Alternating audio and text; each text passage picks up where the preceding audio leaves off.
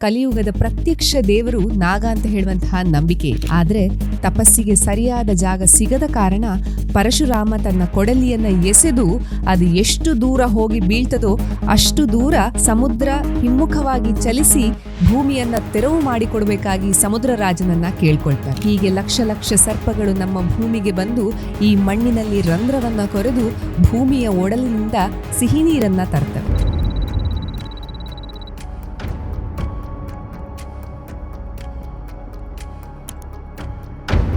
ನಾಗಾರಾಧನೆ ಅಂದ ಕೂಡ್ಲೆ ನಮ್ಗೆಲ್ರಿಗೂ ನೆನಪಿಗೆ ಬರುವಂಥದ್ದು ತುಳುನಾಡು. ಈ ತುಳುನಾಡಿನಲ್ಲಿ ದೈವಗಳನ್ನು ಆರಾಧಿಸುವಷ್ಟೇ ಭಕ್ತಿ ಭಾವದಿಂದ ನಾಗನನ್ನೂ ಪೂಜಿಸಲಾಗ್ತದೆ. ಕಲಿಯುಗದ ಪ್ರತ್ಯಕ್ಷ ದೇವರು ನಾಗ ಅಂತ ಹೇಳುವಂತಹ ನಂಬಿಕೆ ಇದೆ. ಶ್ರಾವಣ ಮಾಸದ ಶುಕ್ಲ ಪಂಚಮಿಯಂದು ಅಂದ್ರೆ ಆಗಸ್ಟ್ ತಿಂಗಳಿನಲ್ಲಿ ಈ ನಾಗರ ಪಂಚಮಿಯನ್ನ ಆಚರಿಸಲಾಗ್ತದೆ. ಈ ವರ್ಷದ ನಾಗರ ಪಂಚಮಿಯನ್ನ ಇದೇ ಕಳೆದ ಶುಕ್ರವಾರದಂದು ನಾವೆಲ್ಲರೂ ಸಂತೋಷದಿಂದ ಆಚರಿಸಿದ್ದೇವೆ. ತುಳುನಾಡಿನಲ್ಲಿ ನಾಗಾರಾಧನೆ ಪ್ರಾಮುಖ್ಯತೆಯನ್ನ ಪಡೆಯಲು ಅಥವಾ ಈ ತುಳುನಾಡನ್ನ ನಾಗನ ಭೂಮಿ ಅಂತ ಹೇಳಿ ಕರೆಯೋದ್ರ ಹಿಂದೆ ಒಂದು ರೋಚಕ ಕಥೆ ಇದೆ. ಪರಶುರಾಮ ಕ್ಷತ್ರಿಯರನ್ನ ಹತ್ಯೆ ಮಾಡಿದ ನಂತರ ತನ್ನ ಪಾಪವನ್ನ ಕಳೆಯುವ ಸಲುವಾಗಿ ತನ್ನ ಕೊಡಲಿಯನ್ನ ತ್ಯಜಿಸಿ ತಪಸ್ಸಿಗೆ ಕೂತ್ಕೊಳ್ಳುವಂತಹ ನಿರ್ಧಾರವನ್ನ ಮಾಡ್ತಾನೆ. ಹೀಗೆ ತಪಸ್ಸಿಗೆ ಸರಿಯಾದ ಜಾಗವನ್ನ ಹುಡುಕ್ತಾ ಪಶ್ಚಿಮ ಘಟ್ಟದ ತಪ್ಪಲಿಗೆ ಬಂದು ನಿಲ್ತಾನೆ. ಆದ್ರೆ ಈ ಪ್ರದೇಶವೆಲ್ಲ ಸಮುದ್ರದಿಂದ ಆವರಿಸಲ್ಪಟ್ಟು ಗುಡ್ಡಗಳೆಲ್ಲ ಸಮುದ್ರದ ಮಧ್ಯೆ ಕುದ್ರುವಿನಂತೆ ತಲೆ ಎತ್ತಿ ನಿಂತಿತ್ತು. ಆದ್ರೆ ತಪಸ್ಸಿಗೆ ಸರಿಯಾದ ಜಾಗ ಸಿಗದ ಕಾರಣ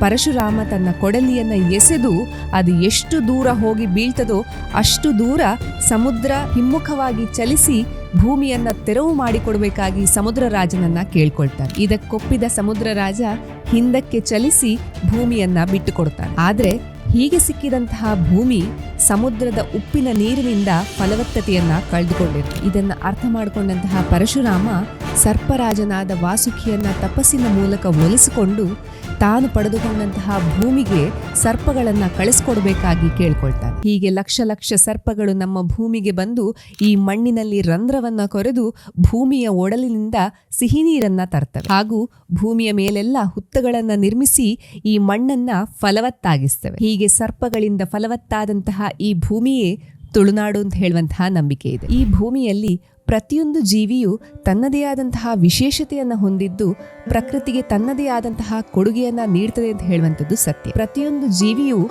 ಪರಿಸರದ ಸಮತೋಲನವನ್ನ ಕಾಪಾಡುವಲ್ಲಿ ಅತಿ ಮುಖ್ಯವಾದಂತಹ ಪಾತ್ರವನ್ನ ವಹಿಸ್ತದೆ. ಇದಕ್ಕಾಗಿ ನಮ್ಮ ಹಿರಿಯರು ಪ್ರಕೃತಿಯನ್ನ ದೇವರು ಅಂತ ಹೇಳಿ ಪೂಜೆ ಮಾಡ್ತಾ ಇದ್ರು. ಈ ನಾಗಾರಾಧನೆ ಕೂಡ ಈ ಹಾವಿನ ಆರಾಧನೆ ಮಾಡುವ ಮೂಲಕ ಹಾವಿನ ಸಂಕುಲವನ್ನ ವಿನಾಶದಿಂದ ಕಾಪಾಡುವಂತಹ ಒಂದು ಉಪಾಯವೂ ಆಗಿರಬಹುದು. ನಾವು ಸಂಗ್ರಹಿಸಿದ ಮಾಹಿತಿಗಳ ಪ್ರಕಾರ ಕೃಷ್ಣ ಪಕ್ಷದಲ್ಲಿ ಚಂದ್ರನು ಕ್ಷೀಣಗತಿಯತ್ತ ಸಾಗಿದ್ರೆ ಶುಕ್ಲ ಪಕ್ಷದಲ್ಲಿ ವೃದ್ಧಿಗತಿಯತ್ತ ಸಾಗ್ತಾನೆ. ಚಂದ್ರನನ್ನ ಮನೋಕಾರಕ ಅಂತ ಹೇಳ್ತವೆ ವೇದ ಸೂತ್ರಗಳು. ಆದ್ರಿಂದ ಚಂದ್ರನಿಂದ ಪ್ರಭಾವಕ್ಕೊಳಗಾದಂತಹ ಮನುಷ್ಯನ ಮನಸ್ಸು ಕೂಡ ಇದೇ ರೀತಿ ಏರಿಳಿತಗಳನ್ನ ಕಂಡು ಹತೋಟಿಯನ್ನ ಕಳೆದುಕೊಳ್ಳುವಂತಹ ಸಾಧ್ಯತೆ ಇರುತ್ತದೆ. ಇಂತಹ ಸಂದರ್ಭದಲ್ಲಿ ನಮ್ಮ ಹಿರಿಯರು ವ್ರತ ಆಚರಣೆಗಳ ಮೂಲಕ ಮನಸ್ಸನ್ನ ಹತೋಟಿಯಲ್ಲಿಡುವಂತಹ ಪರಿಹಾರವನ್ನ ಕಂಡುಕೊಳ್ತಾರೆ. ಈ ನಾಗರ ಪಂಚಮಿಯ ಆಚರಣೆಯೂ ಇದರಲ್ಲೊಂದು. ಧಾರ್ಮಿಕ ನಂಬಿಕೆಯಂತೆ ನಾಗನು ಮೋಹ ನಿಯಂತ್ರಕ. ನಾಗದೇವರು ಮಹಾ ಚೈತನ್ಯದ ಸಂಕರ್ಷಣಾ ಶಕ್ತಿ. ನಾಗರ ಪಂಚಮಿಯ ದಿನ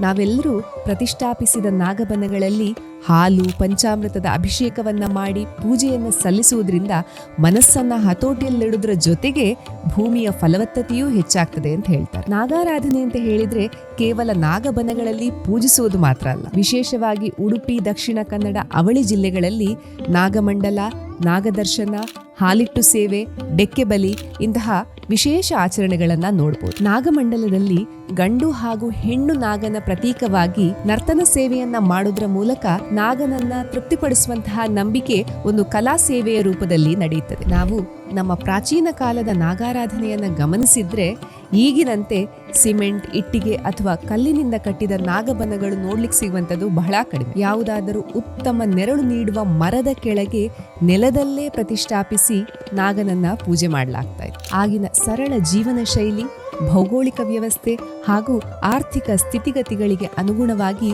ಈ ರೀತಿ ಆರಾಧನೆ ಮಾಡುವಂತಹ ಪದ್ಧತಿ ಇದ್ದಿರಬಹುದು. ಆದ್ರೆ ಈಗ ಪರಿಸ್ಥಿತಿಗಳು ಬದಲಾಗಿ ವಿಜೃಂಭಣೆಯಿಂದ ನಾಗನ ಕಟ್ಟೆಗಳಲ್ಲಿ ಪ್ರತಿಷ್ಠಾಪಿಸಿ ಪೂಜೆಯನ್ನ ಸಲ್ಲಿಸಲಾಗ್ತದೆ. ಆರಾಧನೆಗಳಲ್ಲಿ ಆಡಂಬರ ಮುಖ್ಯ ಅಲ್ಲ, ಭಕ್ತಿ ಮುಖ್ಯ ಅಂತ ಹೇಳಿದ್ರೂ ಕೂಡ ಆರ್ಥಿಕವಾಗಿ ಅನುಕೂಲ ಇರುವವರು ದೇವರಿಗಾಗಿ ನಾವು ವಿನಿಯೋಗ ಮಾಡುವುದೇ ನಮ್ಮ ಭಕ್ತಿ ಅಂತ ಹೇಳ್ಬೋದು. ಏನೇ ಆದ್ರೂ ನಮ್ಮ ಮಣ್ಣಿನ ಶಕ್ತಿಗಳು ಅಂತ ಹೇಳಿ ನಂಬುವವರು ಅವರವರ ಭಕ್ತಿಗೆ ಅನುಗುಣವಾಗಿ ಆರಾಧಿಸಿಕೊಂಡು ಬರ್ತಾ ಇದ್ದಾರೆ. ಹಿಂದೂ ಆರಾಧನಾ ಪದ್ಧತಿ ಬಹಳ ವಿಶೇಷವಾದದ್ದು. ನಾವು ಪ್ರಕೃತಿಯ ಆರಾಧಕರು. ಪ್ರಕೃತಿಯಲ್ಲಿರುವಂತಹ ಪ್ರತಿಯೊಂದು ಗಿಡ, ಮರ, ನೀರು, ಕಲ್ಲು, ಮಣ್ಣು, ಪ್ರಾಣಿ, ಪಕ್ಷಿ ಇಂತಹ ಪ್ರತಿಯೊಂದು ಜೀವಿಗಳಲ್ಲೂ ದೇವರಿದ್ದಾನೆ ಅಂತ ಹೇಳಿ ನಂಬಿ ಪೂಜಿಸುವಂತಹ ಪದ್ಧತಿ ನಮ್ಮ ಪೂರ್ವಜರು ಪ್ರತಿಯೊಂದು ಜೀವಿಗಳಲ್ಲೂ ದೇವರಿದ್ದಾನೆ ಅಂತ ಹೇಳುವುದರ ಮೂಲಕ ಪ್ರಕೃತಿಯ ಪೂಜೆಯೇ ನಿಜವಾದ ಜೀವನ ಪದ್ಧತಿ ಅಂತ ಹೇಳುವುದನ್ನ ನಮಗೆ ತಿಳಿಸಿದ್ದಾರೆ. ಪ್ರಕೃತಿಯಲ್ಲಿರುವಂತಹ ಸಕಲ ಜೀವಿಗಳನ್ನ ನಾವು ಪ್ರೀತಿಸಿದ್ರೆ ಭಗವಂತ ತೃಪ್ತಿಯಾಗ್ತಾನೆ. ಅದೇ ರೀತಿ ನಮ್ಮ ಇಷ್ಟಾರ್ಥಗಳನ್ನ ನೆರವೇರಿಸ್ತಾನೆ ಅಂತ ಹೇಳುವುದರ ಮೂಲಕ ನಮ್ಮಲ್ಲಿರುವಂತಹ ಪ್ರಕೃತಿಯ ಕಳಕಳಿಯನ್ನ ಜಾಗೃತಗೊಳಿಸಿದ್ದಾರೆ. ಇದನ್ನ ನಾವು ಅರ್ಥ ಮಾಡಿಕೊಂಡ್ರೆ ನಂಬಿಕೆ ಹಾಗೂ ಮೂಢನಂಬಿಕೆಗಳ ನಮ್ಮ ದೃಷ್ಟಿಕೋನ ಬದಲಾಗಬಹುದು. ಇದೇ ಆಶಯದೊಂದಿಗೆ ನಿಮ್ಮೆಲ್ಲರಿಗೂ ನಾಗರ ಪಂಚಮಿಯ ಶುಭಾಶಯಗಳನ್ನ ತಿಳಿಸ್ತಾ ಮುಂದೆ ಇನ್ನೊಂದು ಇಂಟ್ರೆಸ್ಟಿಂಗ್ ವಿಷಯವನ್ನ ನಿಮ್ಮೊಂದಿಗೆ ಹಂಚಿಕೊಳ್ಳಿಕ್ಕೆ ಬರ್ತೇವೆ ಟೀಮ್ ಅನರ್ಥಿಂಗ್ ಅನ್ವೇಷಣೆಯಲ್ಲಿ. ಈ ವಿಡಿಯೋ ನಿಮಗೆ ಇಷ್ಟ ಆಗಿದ್ದಲ್ಲಿ please like, share and subscribe.